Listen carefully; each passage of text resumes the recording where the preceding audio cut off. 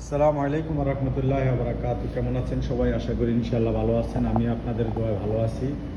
তো আসলে আমরা আমার যে কফি শপটা, আমার এই কফি শপের ভিউটা মানে কি বলবো, বলার মতো না। ঠিক আছে, একটা ভিউ দেখুন। আমার যে কফি শপের যে ভিউটা খুবই এক্সেলেন্ট, খুবই এক্সেলেন্ট গাইজ, খুবই এক্সেলেন্ট। তো সবাই দোয়া করবেন।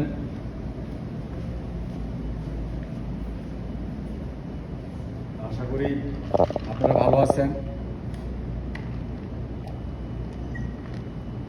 আমার পেজটাকে গাইজ ফলো দিয়ে রাখবেন,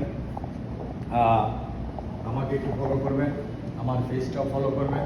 তো গাইজ আমরা আসলে দেখেন, এগুলা আমাদের বাংলা বাংলা যে একটা অনুবাদ আছে সেটাকে বলে গোবর, তাই না?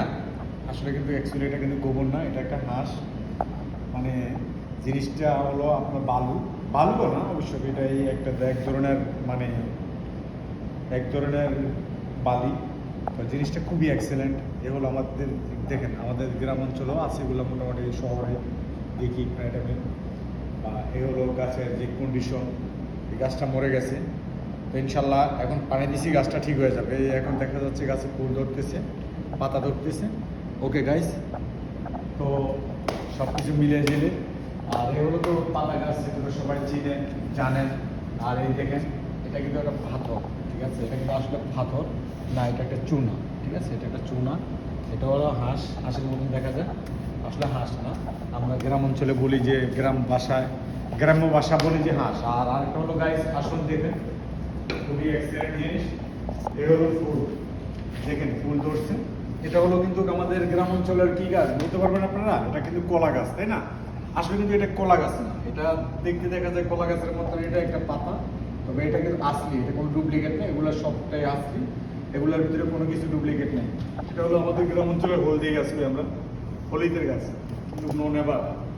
এটা কিন্তু হলুদের গাছ না, এটাও ভালো একটা গাছ। তো গাইস, আশা করি আপনারা বুঝতে পারছেন যে কফি শপ অনেক আইটেমের হয়, অনেক ধরনেরই হয়। তো আমি, আপনারা সবাই আমার জন্য দোয়া করবেন, আর আমার ফেসটাকে একটু ফলো করবেন। আসলে আমি আপনাদের কাছে কিছু চাই না, শুধু একটু ভালোবাসা চাই। আপনারা আমাকে একটু ভালোবাসা দেবেন, ইনশাল্লাহ আমি আপনাদেরকে একটু ভালোবাসা দেব। আপনারা আমাকে একটু ভালোবাসা দিয়ে আমার পাশে থাকবেন, আমিও আপনাদেরকে ভালোবাসা দিয়ে আপনাদের পাশে থাকবো। আমি আপনাদেরকে ফুলের ভালোবাসা দেব, আপনারা আমাকে একটু মন থেকে ভালোবাসবেন। এটাই, আর বেশি কিছু না গাইস। তো আমার ফেসটা ফলো করে রাখবেন। আমার ফেসটার নাম হলো সুজন, বাস, শুধু সুজন। কারণ আমার যে আগের যে আইডিটা ছিল, ফেসবুক আইডি, ওই আইডিটা ব্লক হয়ে গেছে, বা আইডিটা একটু মানে আপাতত স্থগিত আছে একটু প্রবলেমের কারণে। সো আমি এই জন্য ওই আইডিতে যাইনি এখন আমি নতুন একটা আইডি করছি। আমার এই আইডিটার নাম হলো সুজন। আর আমার আইডিটাকে ফলো করবেন, আমার নাম রাখছি আমার আইডিটা ফলো করে রাখবেন গাইস। আর আমার আইডিতে আমি আপনাদেরকে জন্য শুধু এই আইডিটা খোলা হয়েছে শুধু একমাত্র কফি শপের যেই কাজগুলা, কফি শপের যেই ভিউ, বা কফি শপের যেই মানে ডিসপ্লে, আমি এই জিনিসগুলো আপনাদের কাছে দেখানোর জন্য, আপনাদেরকে উপভোগ করার জন্য অ্যাকচুয়ালি আমি এই জিনিসটাকে, এই ফেসটা খোলা হয়েছে আমার। তো আমার এই ফেসবুক পেজটাকে আপনারা ফলো করে রাখবেন, আমাকে একটু সহযোগিতা করবেন ইনশাআল্লাহ। আশা করি আমি আপনাদের পাশে অলওয়েজ থাকবো। অতীত ছিলাম, ইনশাআল্লাহ সামনেও থাকবো। আপনারা আমাকে দেখে, আমার ভিডিওটা দেখে কেউ ঠেলা দেবেন না দয়া করে। আপনাদের হাতে কি হয়েছে, আপনারা একটা লাইক দেন, একটা কমেন্ট করুন, একটু শেয়ার করুন, তাহলে তো হয়ে যায়, তাই না? একটা লাইক দিতে তো আর আপনাদের এত সমস্যা হয় না গাইস। আপনাদের একটা শেয়ার করতে তো আর আমাকে এত প্রবলেম হয় না, তাই না? আপনাদের একটু কমেন্ট করুন, আপনারা আমাকে কমেন্ট করুন, আমিও আপনাদেরকে কমেন্ট করি, আপনারা আমাকে শেয়ার করুন, আমিও আপনাদেরকে শেয়ার করবো গাইস।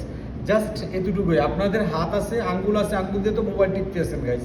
তো আঙ্গুল দিয়ে যখন মোবাইলটা টিপেন, তখন আমাকে যখন আমার ভিডিওটা যখন আপনাদের সামনে আসে, একটু দয়া করে এই গরিবের দিকে তাকায়া দয়া করে একটু একটা কমেন্ট করবেন, একটা লাইক দিবেন, একটু শেয়ার করবেন, অন্যকে দেখার সুযোগ করে দিবেন গাইস। এই বলে আমি আসলে আর কিছু বলবো না এখন আপাতত। আমি পরবর্তীতে ইনশাল্লাহ আমি যখন একটা ক্যাপেচিনো বা একটা প্লাইট হোয়াইট বা বিভিন্ন ধরনের স্টাইলের কোনো কেক মেক এগুলো যখন আমি আবার অর্ডার আসবে।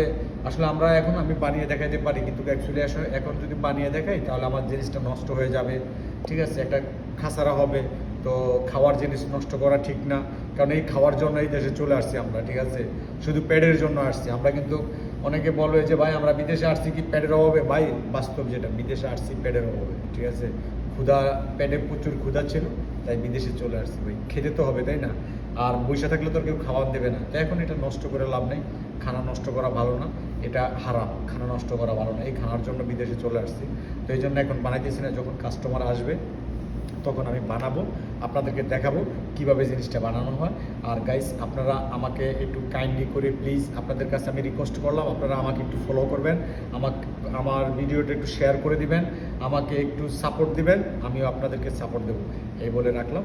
আসসালামু আলাইকুম ওয়া রাহমাতুল্লাহি ওয়া বারাকাতুহু। সবাই ভালো থাকবেন গাইস, আল্লাহ হাফেজ।